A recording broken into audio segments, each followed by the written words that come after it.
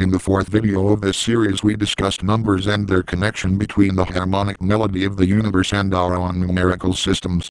In this video we'll discuss how our language and lexicography portray similar attributes. As our lives on this planet have evolved over millions of years, so have the ways in which we communicate with one another. We now have a very rich and highly descriptive versatile collection of languages. Not only do we have many different languages for communication between ourselves as humans, but we've also developed languages used in computer programming, science and radio signals, etc.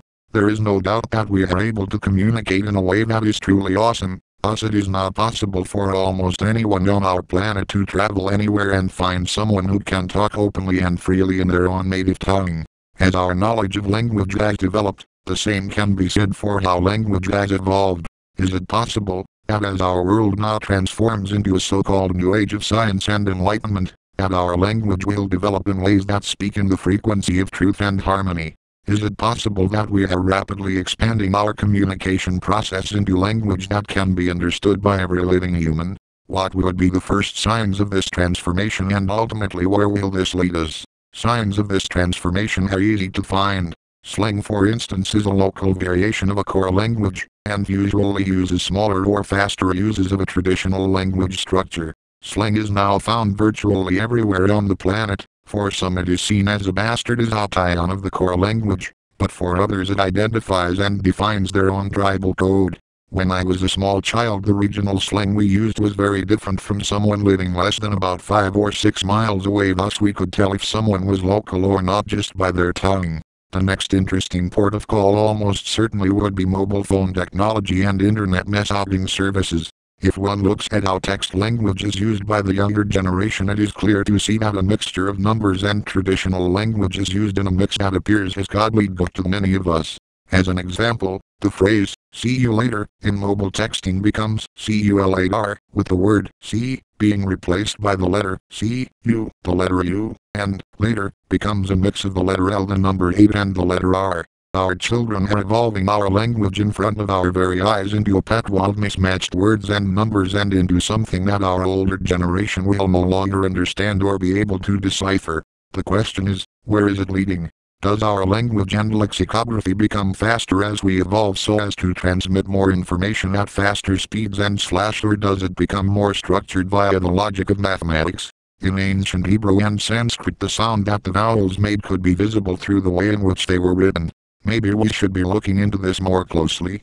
Is it possible that some of our ancient lost languages contain hidden knowledge of how we use to communicate, and may contain information that will help guide us through this vast transition period that we are undoubtedly now going through?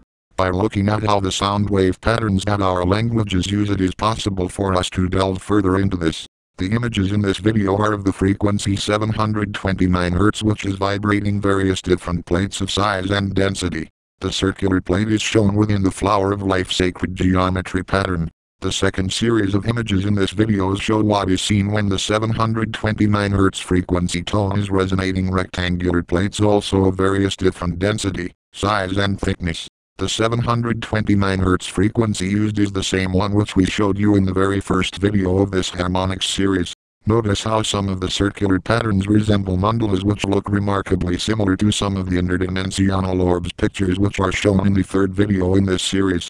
This is a very powerful frequency which involves the numbers 3, 6 and 9 amongst many others which we will talk about at a later date. Some of you have already reported back to us that you felt many positive results, whereas others had not.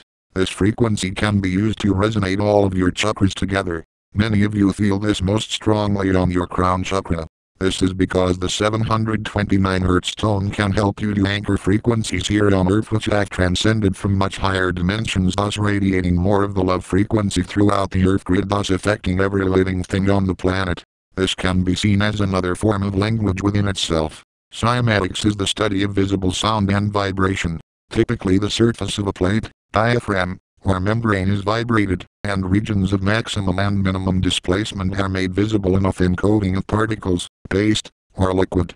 As the plate or diaphragm vibrates, patterns can be seen in the medium being used on the plate or diaphragm.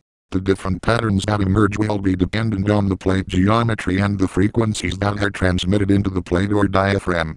The apparatus can be very simple, such as a simple metal plate covered in salt or any other freely viscose substance, or advanced instruments such as a tonoscope or cymatics.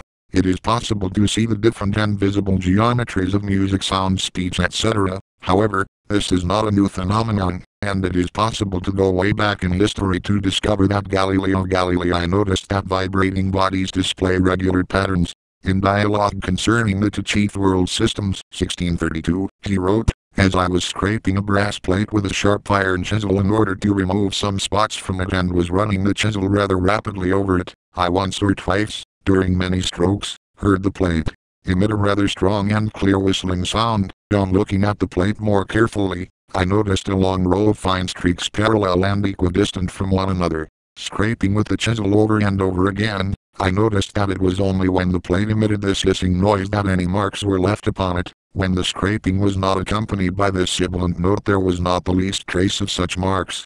On July 8, 1680, Robert Hooke was able to see the nodal patterns associated with the modes of vibration of glass plates. Hooke ran a bow along the edge of a glass plate covered with flour, and saw the nodal patterns emerge. In 1787, Ernst Chladni repeated the work of Robert Hooke and published Entdeckungen über die Theorie des Klanges, Discoveries in the Theory of Sound. In this book, Chladni describes the patterns seen by placing sand on metal plates which are made to vibrate by stroking the edge of the plate with a bow.